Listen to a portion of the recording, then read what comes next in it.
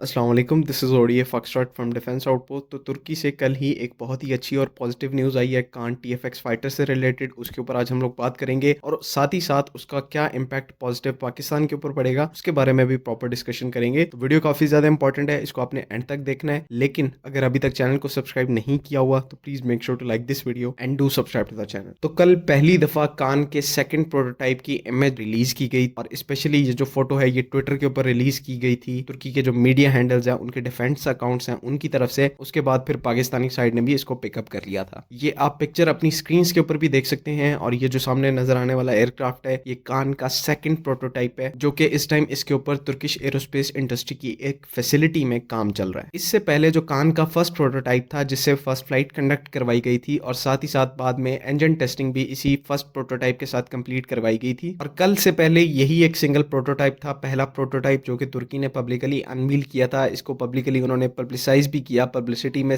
तमाम जगह पर यही पहला प्रोटोटाइप यूज हुआ। और इसके ऊपर जैसे कि पहले मैंने मेंशन किया फ्लाइट टेस्टिंग की जो सारी कैरेक्टरिस्टिक्स है, उसके बाद जो इंजन टेस्टिंग है वो फर्स्ट प्रोटोटाइप के ऊपर हुई है। लेकिन अब कल ही जो ये फोटो सेकंड प्रोटोटाइप की आई है, यहाँ पर चीजें थोड़ी सी इंटरेस्टिंग हो जाती हैं। अब कान के सेकंड प्रोटोटाइप की पिक्चर की तरफ आ जाए तो इसके अंदर थोड़े बहुत विजिबल चेंजेस हैं। एक तो है, इससे ज्यादा नहीं है, क्योंकि इमेज जिस एंगल से ली गई है इसके अंदर बहुत थोड़ी इंफॉर्मेशन आती है। तो जो सबसे पहला और एक ही मेजर चेंज है जिसको हम लोग आइडेंटिफाई करने में सक्सेसफुल हुए हैं वो इसका इलेक्ट्रो ऑप्टिकल सेंसर की पोजीशनिंग है। पहले इसका जो इलेक्ट्रो ऑप्टिकल सेंसर है वो रेडार कोन के बिल्कुल ऊपर पोजीशन होता था, आपको ये नजर भी आ रहा होगा। लेकिन इस सेकंड प्रोटोटाइप के अंदर वहां पर से इलेक्ट्रो ऑप्टिकल सिस्टम या फिर ईओटीएस सेंसर जो है वो मिसिंग है। तो इसके कई सारे मतलब हो सकते हैं। एक तो ये हो सकता है कि इसकी पोजीशनिंग को चेंज किया जा रहा हो, पहले नोज कोन के ऊपर था ये, अब इसको नोज कोन के नीचे लगाया जा रहा हो। लेकिन इस पर्टिकुलर पिक्चर के अंदर नोज कोन के नीचे भी कोई इलेक्ट्रो ऑप्टिकल सेंसर विजिबल नहीं है, जिसका ये भी मतलब हो सकता है कि इस पर्टिकुलर प्रोटोटाइप के ऊपर किसी और लेवल की जो है वो टेस्टिंग की जाएगी जिसके लिए इसके ऊपर इलेक्ट्रो ऑप्टिकल सिस्टम नहीं लगाया गया। और ये चीज बेसिकली नॉर्मल है। डिफरेंट प्रोटोटाइप्स को बनाने का और टेस्ट करने का मकसद यही होता है कि आप हर प्रोटोटाइप के ऊपर डिफरेंट टेक्नोलॉजी को टेस्ट करें और अगर वो सुटेबल बैठती है तो तब आप उसको फाइनली उस जगह के ऊपर, उस प्रोटोटाइप के ऊपर या फिर फाइनल प्रोडक्शन एयरक्राफ्ट के ऊपर इंटीग्रेट करें। दूसरे डिफरेंस की बात करें तो इस सेकंड प्रोटोटाइप के कॉकपिट को लेकर ये चीज हो सकती है कि क्योंकि आपको पिक्चर में काफी ज्यादा लोग इसके कॉकपिट को ऑब्जर्व करते नजर आ रहे हैं, तो हो सकता है कान के अंदर, कान के सेकंड प्रोटोटाइप के अंदर इसका जो कॉकपिट है जो कि फाइनल प्रोडक्शन एयरक्राफ्ट के अंदर जाएगा उसको भी विजुअलाइज किया हो, उसको भी टेस्ट किया जा रहा हो कि कौन कौन सा इंस्ट्रूमेंट जो है, कौन कौन सा पैनल, कौन सा हेड्स अप डिस्प्ले किस तरह से किस जगह पर एलोकेट किया जाना है। तो कॉकपिट टेस्टिंग भी सेकंड प्रोटोटाइप का पार्ट हो सकती है। बाकी अगर आप में से किसी ने फर्स्ट प्रोटोटाइप को क्लोजली ऑब्जर्व किया हो तो उस प्रोटोटाइप के ऊपर रिपीटिंग के कोई भी निशान नहीं थे, मतलब कि स्मॉल होल्स ये जो आपको सेकंड प्रोटोटाइप के ऊपर नजर आ रहे हैं वो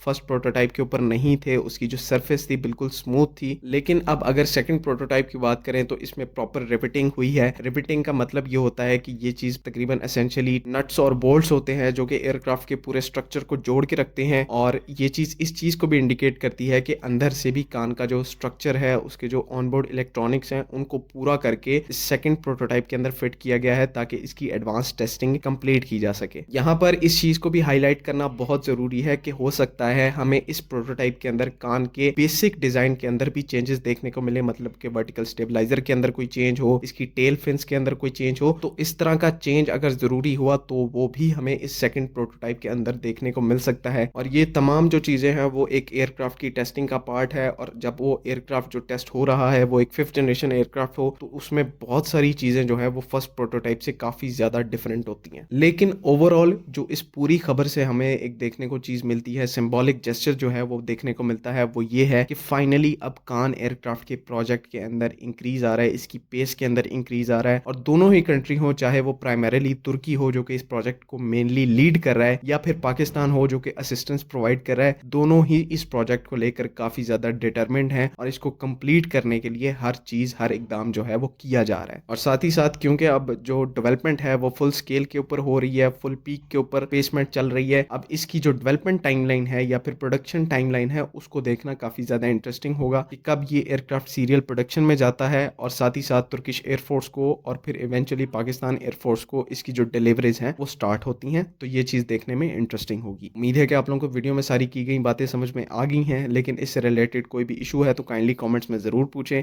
बाकी अगली वीडियो तक के लिए अल्लाह हाफिज। पाकिस्तान जिंदाबाद।